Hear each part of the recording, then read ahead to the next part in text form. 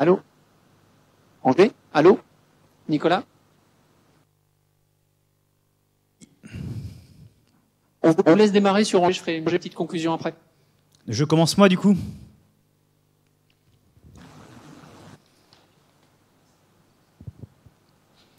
Bah oui, je vais prendre le... Tac. Ouais.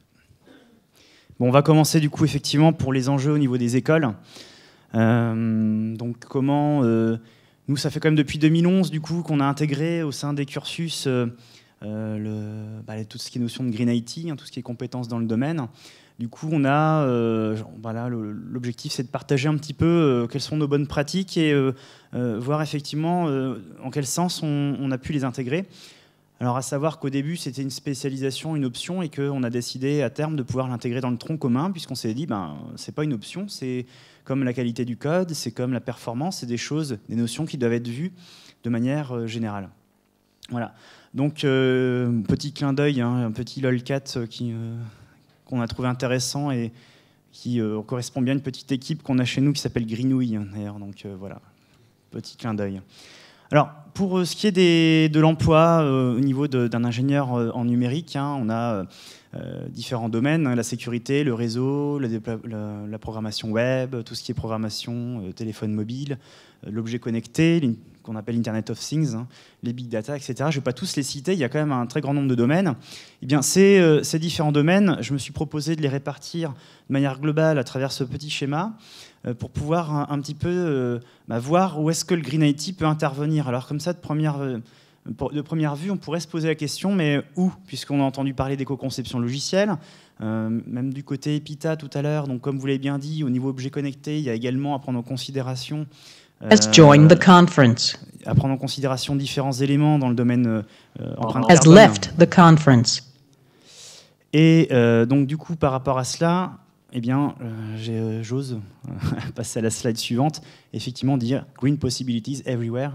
C'est le cas, en réalité. C'est pourquoi on ne peut pas faire une option telle qu'on l'avait fait au début, Green IT, mais il faut effectivement l'intégrer dans toutes les matières, dans toutes les compétences. C'est transversal. Un ingénieur Green IT, entre guillemets, on pourrait dire que ça n'existe pas. Par contre, un ingénieur numérique doit posséder effectivement les compétences associées au Green IT. Donc si je prends le premier côté, au niveau data, si ce côté-là se rappelle bien, peut-être l'an dernier, j'avais fait une conférence vraiment orientée Green Data. Eh bien effectivement, dans le domaine de la donnée, on pourrait considérer que la donnée en elle-même, elle est propre, qu'il n'y a pas de problème au niveau de le stockage de l'information, sauf que dans toutes les conférences qu'on vient d'avoir, même cet après-midi, on a évoqué le fait que la donnée est dirty, donc la donnée consomme en termes d'énergie, la donnée est émettrice d'équivalent CO2, si bien que nous avons effectivement beaucoup d'efforts à faire dans ce sens. Alors l'an dernier, j'avais présenté effectivement des possibilités d'optimisation dans le traitement de l'information de masse, mais il y a aussi également tout le travail sur le stockage qui en est associé. Si effectivement on prend la partie web au niveau des enseignements, on se retrouvera avec une partie éco-conception web, c'est-à-dire l'optimisation côté effectivement des sites web. On a pu voir Web Energy Archive tout à l'heure, donc il y a vraiment une cible, un besoin au niveau de l'entreprise qui est associé. Donc nous, on avait bien orienté aussi ces différentes parties sur l'optimisation au niveau du web. Et ça prend tout son sens aussi, malheureusement. La chose que je voulais présenter en relation avec le web, c'était l'Internet of Things, mais ça reviendra. Mais il y a un lien entre les deux, puisque maintenant on est sur l'Internet des objets. Has joined the conference. Et je dirais même Internet of Everything, il me semble, c'est d'ailleurs Cisco, s'ils sont toujours là, qui avait lancé l'Internet of Everything, pour être un peu plus large. Voilà. Au niveau du business, effectivement, on peut avoir toutes les bonnes idées du monde, on peut être super technique, mais s'il n'y a personne pour promouvoir les bonnes pratiques et pour les vendre, eh bien, on ne va pas forcément pouvoir faire perdurer, faire pérenniser les choses. Donc effectivement, il existe une certification Green IT Foundation qui vaut ce qui vaut, qui est assez intéressante également. Néanmoins, voilà, donc comment ça se traduit concrètement? On a dans cette certification des termes comme les Green Champions qui se retrouvent au sein d'une société et qui, au sein même de services RSE d'ailleurs, et qui sont dans la promotion des bonnes pratiques du Green IT, qui seront des véritables chefs de projet en relation avec la direction des systèmes d'information. Et donc l'objectif aussi pour les écoles, eh bien, c'est de pouvoir former ces managers en toute affinité avec le Green IT et qui sont en mesure de pouvoir déployer les différentes bonnes pratiques et les différents modes de management associés au déploiement du Green IT. Voilà, et notamment tout ce qui est achat durable. La sécurité. Alors là, vous vous dites, je suis certain, il y en a beaucoup qui sont en majeur chez nous en cybersécurité, et je pense Epita aussi qui sont en très grande affinité avec la sécurité. Vous vous dites, mais qu'est-ce qui va nous sortir avec la sécurité? En quoi la sécurité, il va y avoir du green dedans? Bien, détrompez-vous, on en a déjà discuté, même avec des experts dans le domaine. Il y a des modèles qui sont orientés ergonomie, fonctionnalité, sécurité, qu'on appelle le triangle d'ailleurs du certifié d'éthique à l'hacker. Et à cela, on a rajouté une quatrième partie qui est l'éco-conception, qui est le Green IT. Pourquoi? Pas tout simplement parce que si votre système est compromis, si votre système en termes de sécurité n'est pas fiable, il ne sera pas durable, il ne sera pas utilisé. Les utilisateurs auront peur d'aller dessus. Et donc ce manque de fiabilité se retrouve dans le fait que votre système n'a pas la durée de vie nécessaire telle qu'on le souhaiterait pour pérenniser les différents systèmes en termes de Green IT.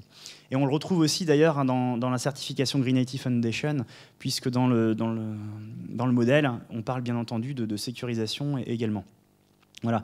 Donc non, c'est pas tiré par les cheveux, effectivement, c'est tout un ensemble et qui correspond bien à ce que je vous ai dit en termes de référentiel d'enseignement, de syllabus. Il est très important d'avoir ces différentes notions un petit peu dispersées dans toutes les matières. Alors au niveau de tout ce qui est direction des systèmes d'information, je vais un peu rebondir de la même manière que tout ce qui est business et management. On a besoin, en termes d'hardware, on a besoin au niveau des bonnes pratiques et de la rationalisation des data centers, peut-être aussi avec des techniques que Simon Dupont a présentées ou encore Ezivir tout à l'heure. Eh bien, on a besoin de travailler sur ces bonnes pratiques.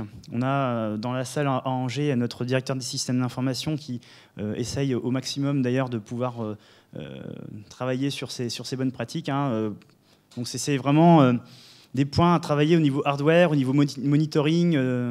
Et donc là, sur le coup, on forme aussi les étudiants sur ces parties-là, sur les technologies Cisco, et à voir effectivement également comment on peut diminuer l'empreinte carbone. Et voilà, troisième point, Internet of Things, qui va faire un peu un rappel, un écho avec la partie éco-design software. Eh bien, ici, pour l'objet connecté, il y a deux grandes parties à prendre en considération. Alors, vous l'avez bien dit aussi à l'EPITA, il faut faire attention aux terres rares. Il faut faire attention à donc, toute cette partie d'extraction des matières premières qui font les objets connectés. Il faut faire attention à tout ce manufacturing et transport de ces objets connectés. Donc ça, je ne vais pas le redire, mais effectivement, oui, c'est à prendre en considération dans les cursus. Mais on a un second point au niveau de l'objet connecté qui est l'énergie. On va vers le Green IT de l'objet connecté en termes de consommation énergétique, dans le sens où de toute façon, on en a besoin. Parce que si on a un objet connecté qui ne dure pas, on ne va pas l'utiliser. Si j'ai une smartwatch qui doit se recharger au bout de 10 heures, moi j'ai besoin d'avoir l'affichage de mon heure pendant au moins 24 heures, en tout cas 48 heures pour cette fois-ci, puisqu'on va avoir le Green Code Lab Challenge. Donc voilà, si on veut utiliser notre objet, c'est pareil dans le domaine de la santé, on va avoir des besoins d'optimisation énergétique assez rapides. Donc là, le Green IT, il a de la chance, il a un levier assez fort sur lequel il peut s'initier et sur lequel on peut donc travailler. Voilà, donc c'est sur ces différents points, nous, qu'on a insisté. Ça se voit peut-être petit à petit dispersé dans les matières. On a effectivement des noms de matières qui sont Green IT, assurés par Qualitaire notamment, d'éco-conception logicielle également. Néanmoins, outre ces noms de matières qui représentent quand même une semaine à 2 semaines d'enseignement, on a quand même disséminé un peu partout dans le référentiel les compétences Green IT. Voilà, si vous avez des questions à Angers, c'est le moment, parce que on a la main, donc profitez-en. Pas de questions?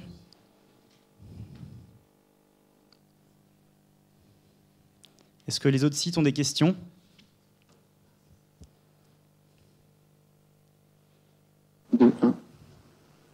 J'ai une petite question. Je ne sais pas si tu m'entends, Nicolas. Oui, j'entends. Pas de problème. Une question par rapport au challenge qui pourrait intéresser du monde. Les ZEP a gagné 2 fois le challenge les 2 premières années. Est-ce qu'il y a un secret? Est-ce qu'ils ont un gourou de l'éco-conception en interne qui leur permet d'être les meilleurs? Comment ils font pour gagner tout depuis 2 ans? Alors déjà, par rapport à l'année dernière, il faut que je précise une chose. C'est que normalement, ce sont les 4e années qui participent à ce challenge, donc des 4e années que nous formons. Thierry, Olivier et comme moi d'ailleurs, on forme sur le Green IT. Sauf que l'année dernière, ce ne sont pas les 4e années qui ont gagné, ce sont les 3e années qui se sont mis à la dernière minute, dernière semaine et qui n'ont jamais été formés. Donc c'est pas que ce n'est pas que je veux déposséder les ZEP de ce dernier titre, hein, mais en tout cas, ce que j'ai pu me rendre compte par rapport à cette équipe-là, c'est qu'ils étaient pas tous formatés dans le même moule. Ils venaient de différents horizons et je pense que c'est plutôt une équipe vraiment patchwork, divers et variés avec des profils divers et variés qui a plus de chances de l'emporter. J'ai pu me rendre compte même avec d'autres écoles, c'est souvent ces différentes équipes un peu hétéroclites qui s'en sortaient le mieux. Voilà. Donc il n'y a pas de secret, il n'y a pas de gourou. Voilà. On verra cette année, le titre est remis en jeu. Peut-être on pourrait interroger certains qui ont gagné si vous voulez venir. Mais... Quel est votre secret? Tony, tu veux pas descendre? Allez Tony. Allez. Si. Jean ou Tony, faites... Quel est votre secret? Quel était votre secret pour l'année dernière? Vous pouvez quand même partager ces pratiques avec les participants. Il n'y a aucun secret. C'était juste, pour nous, c'était une découverte. On l'a fait sans se prendre la tête, je dirais. Donc, non, rien de spécial. Et comment vous avez géré votre sommeil? Comment on a géré notre semaine? Le sommeil. Le sommeil. Alors ça dépendait. Moi, je ne l'ai pas très bien géré. C'est-à-dire que j'ai fait une première nuit blanche et puis après, le lendemain, c'était dur. Mais après, les autres, ils sont rentrés dormir, je ne sais plus combien d'heures. 4 heures, ouais, 4-5 heures. Ouais, faut faire attention au sommeil. Ok. Voilà. Est-ce que ça répond à votre question?